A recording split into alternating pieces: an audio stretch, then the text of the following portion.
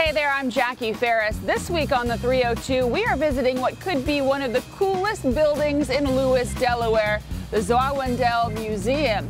Now, we're going to go inside and we're going to learn about some of the earliest settlers of the area who met with a very tragic end. It's a history that not a lot of people know about. So get ready. The 302 is headed your way.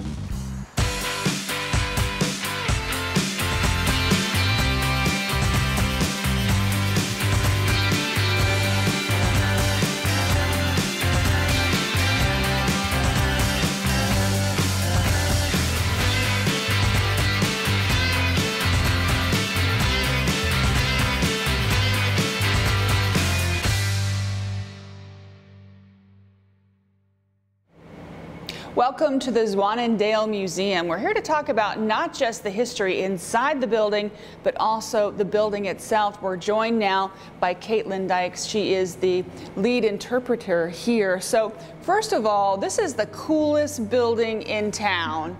Tell me about it. Yeah, it definitely stands out. It's a very distinctive building. Our architecture is unlike anything else in town. And I think a lot of times that confuses people. They don't quite understand why a building that looks this way exists in Lewis. But that's kind of the special part about our building. So we were built to look distinctly Dutch. And that kind of comes back to the early Dutch heritage of this area. So when you come into the building, it's really gorgeous on the inside as well. Now, it was built specifically after another building? Yeah, so when you come into the building, it feels almost cathedral-like. It's really tall ceilings. A lot of people think we have 3 floors because the assumption when you look outside at a building this height is we have three floors, but it's really just these really tall ceilings. And so a lot of times people come in and they think our building is a church. But we're actually based off of a building in the Netherlands, in a little town called Hoorn. There's a city hall called a Statenlogement, and our building is based off of that. And that actually comes back to the first European inhabitants of this area. So the design of the building really ties in well with the contents and the history inside. Talk to me a little bit about, the first inhabitants, the first Dutch folks that came to this area, and why a museum like this is so important for us to remember our roots. Sure, so it's really an interesting and also complicated story. So in 1631, a group of Dutch whalers from the town of Hoorn came here to the town of what's now Lewis to set up a whaling colony. They called that whaling colony Zwaanendael, which is where we get our name. And actually in Dutch, it means Valley of the Swans. I don't know where they got valley or swans, but that's what they came up with. And when they settled in this area, initially things were pretty good, but very quickly they realized the settlement wasn't going to work out because they weren't actually catching that many whales. So it was going to be unsuccessful.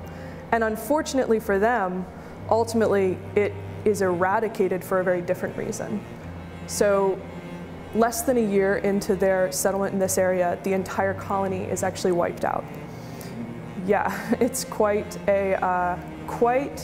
a gruesome story, actually. What happened? So the leader of the colony, who had left men here and then gone home, when he returns, he finds the entire settlement burned to the ground, and his quote is that there was nothing but bones and burned timber left. So upon asking the Sicanese, which were the local Native American group in the area, he gets told this story. And according to this story, there was a misunderstanding between the Sicanese and the Dutchmen in the area. One of the Sicanese had taken something from the Dutch, they were upset, and the result of this conflict was that a small group of Sicanese men actually came in under false pretenses and wiped out the entire settlement. So we're a monument to a European colony which lasted about a year. They never tried to set up a colony in this area again because that first one was so wildly unsuccessful. Do you find that it's, to some people, they don't even realize that, these folks were here? Yeah, definitely. I think that that's kind of the purpose behind our building, is to remind people of that history. And increasingly, it's a complicated version of events because we're a monument to the Europeans who were here for less than a year. And even though the Sicanese were in this area for thousands of years, we don't really have anything that memorializes them in that way. So our building, or at least our purposes, is to try to use it to interpret both sides of that story. So on the first floor, you have a wide range of things. You have shipwreck history, and then you have, when you go upstairs, you take that Dutch history from the shipwreck to artifacts, and you even have royalty, the Dutch royalty on the wall. Talk to us about that. Yeah, so I think because there's nothing left of that first early settlement, nothing left of that early Dutch connection, over the years, curators of the building have tried to bring that Dutch history in other ways. So we've had items donated to us from folks who have Dutch ancestry, even though they're not related to those original colonists, obviously. And included among those donations have been portraits of the Dutch royal family, all the way back to Queen Wilhelmina. So we do have them as you go up the stairs. We have other Dutch items donated to us, some Dutch hats and other sort of accessories, including, of course, the famous wooden shoes as well, just to kind of highlight that. Yeah, I don't understand exactly how you're able to wear the shoes. You must have to put some kind of cloth in them or something. Yeah, so my understanding, although I've never worn a pair myself, is that they're actually really comfortable because the wooden shoes are made specifically to fit your feet. So you don't go into a store and buy a pair of wooden clogs. You would go and the gentleman or lady making them would make them specifically to your measurements so that they fit every contour of your foot. And you would wear them with really thick socks. So probably like thick woolen socks. And they're actually still worn today. One of the big benefits to wooden clogs versus leather shoes, which were what people were usually wearing, is that your feet don't get as wet. So in a country like the Netherlands, where it's very wet, it's pretty much below or at sea level almost the entire country. It's nice to have something on if you're working in the fields that's going to prevent your feet from getting too wet. That's amazing. I did not know that. Well, when we come back, we're going to learn about a shipwreck that happened many, many years ago. Stay with us.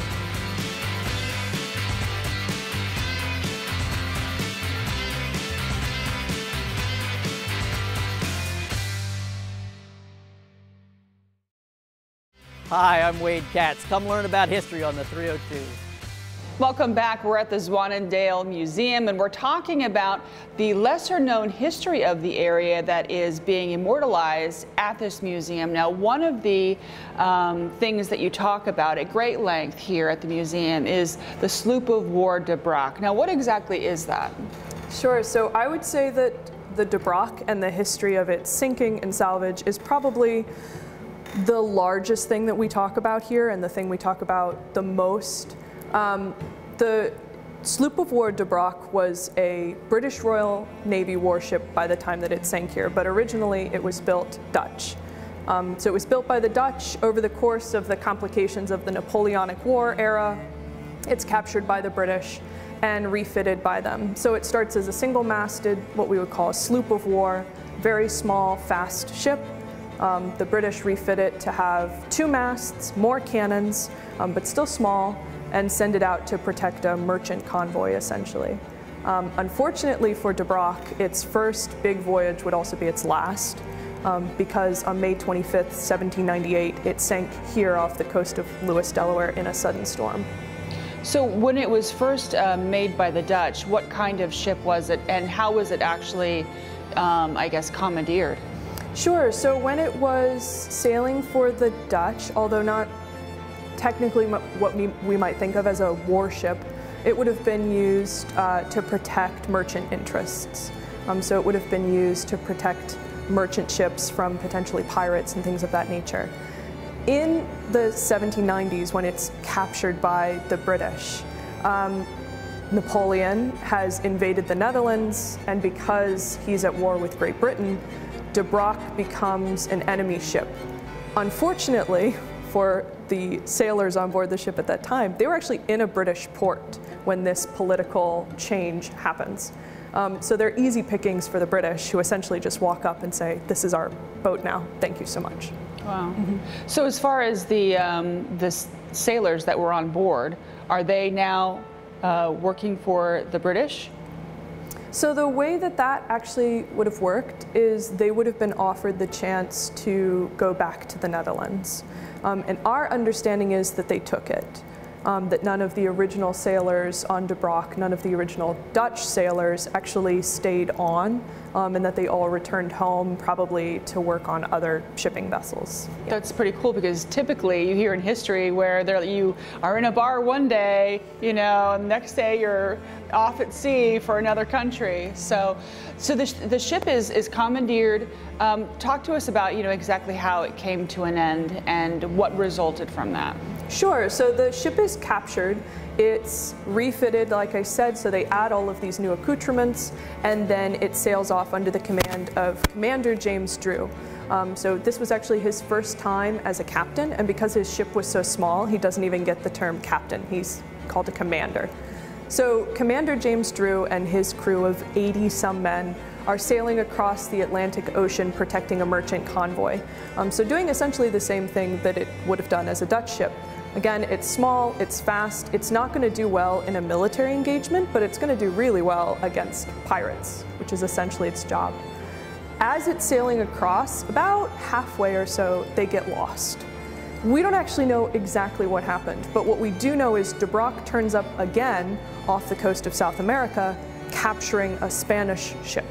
So at the time, Britain and Spain are at war, which means anything Spanish is fair game. So they capture this Spanish ship, put a few of the British crew members on board to sail that, and then the two ships together sail to Lewis. And that's because Lewis had actually been chosen as the rendezvous point. Something a lot of people don't realize is that Lewis was a vital port at this time. It's the first port on the way to Philadelphia. It's often also the first port on the way to Baltimore. So it was really important.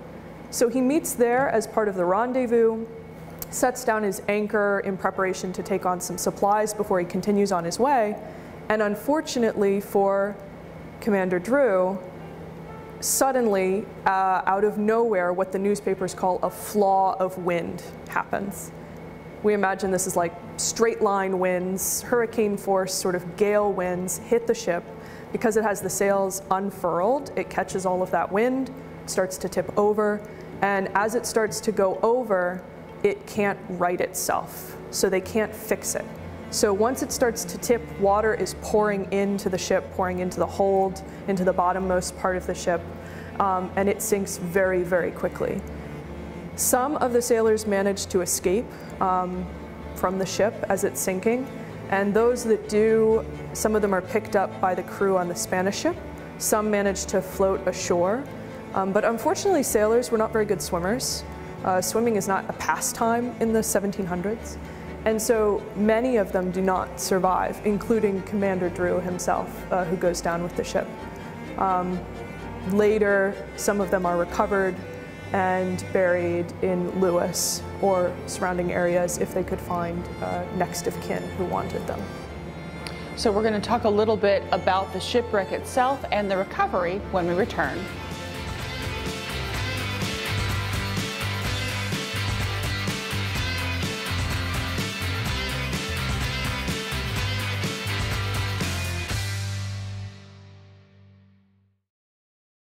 I'm Christopher Hall, the lead interpreter here at the Johnson Victrola Museum, and we love the sound of the 302. Welcome back. We just got done talking about how the De Brock, the ship, sank not just about a mile off of shore. So fast forward to the 80s, right? Right. And it's recovered. Can you talk about that? Sure. So when De Brock sinks, almost immediately after it sinks, all these rumors pop up that it's full of gold. We think those rumors come from the Spanish ship. So a lot of people have this assumption that all Spanish ships are full of gold and doubloons and treasure, emeralds, and certainly some of them are. But at this time, not the case. But because of that rumor, over the years, much like any rumor, it gets bigger and bigger and bigger. And by the late 1800s, people are convinced that De Brock sank because it was so full of gold, it couldn't stay upright. So the estimations go from $50 million worth to $70 million worth, $80 million worth of gold on Dubrac.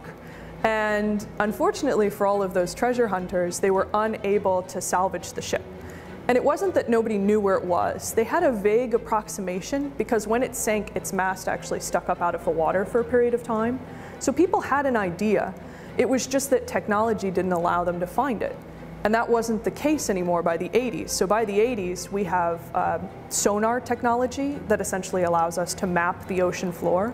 So a group of salvagers, treasure hunters, used that technology to actually recover Dubrac. So they mapped the sea floor essentially. They found all of these pieces. They found more than 20,000 artifacts altogether, a portion of the ship itself, all of the cannons. I mean, just incredible amounts of artifacts. What they didn't find was gold, unfortunately for them. So some of the artifacts are here, right? But the majority of them are in a warehouse? Yeah, so we do have some artifacts on display here. Those are all artifacts that have been deemed sort of strong enough to stay in these conditions, meaning that we don't have anything that will rust or rot. So everything, if you look at what we have, it's ceramic or it's brass, it's something that's not going to deteriorate. Anything that is going to deteriorate is not on display here. And so that's the vast majority of what was recovered. I mean, they found leather boots and cloth hats and wigs and obviously iron cannons. All of that stuff, as incredible as it is, we can't keep here. If we put it in a case here, it would probably deteriorate within a year.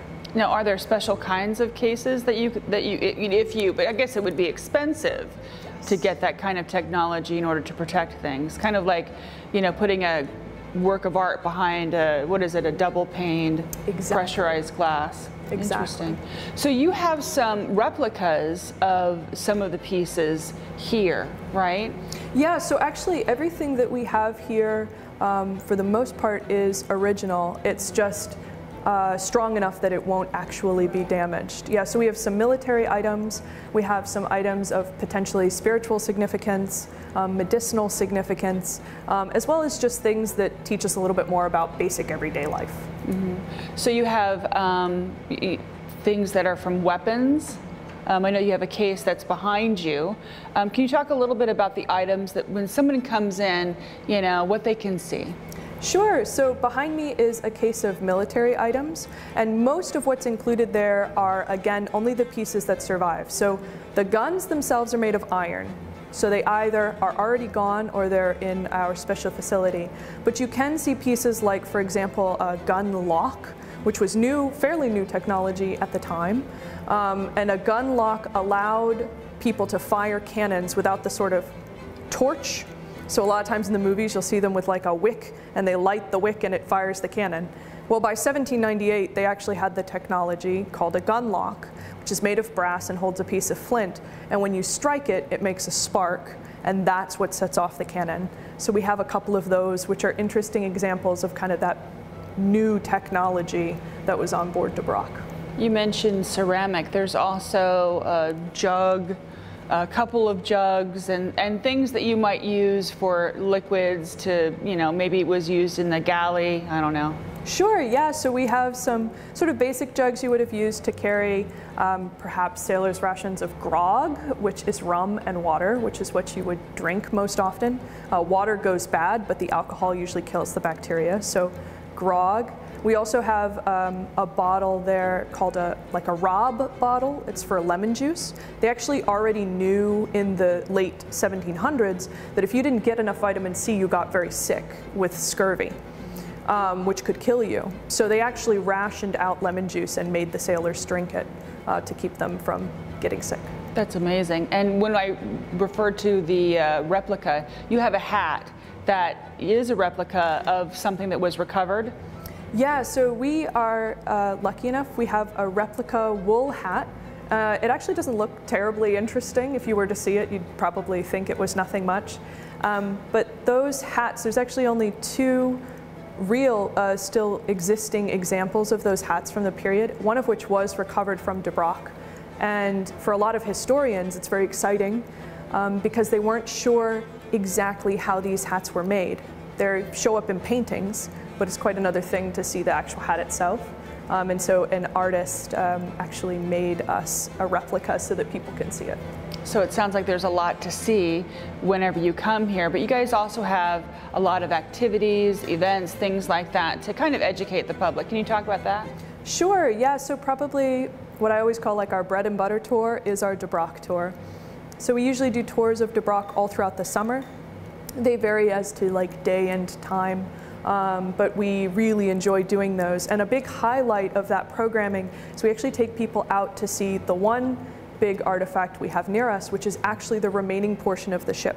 So 60 feet of the ship still exists. It's in a separate conservation facility not too far from us, and we'll actually take people there over the course of the tour and show them that.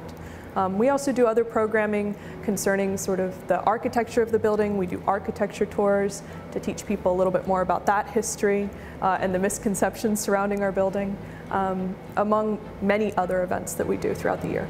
Well, Caitlin, thank you so much for sharing all of this with us. You're so welcome. Thank you. We'll be right back.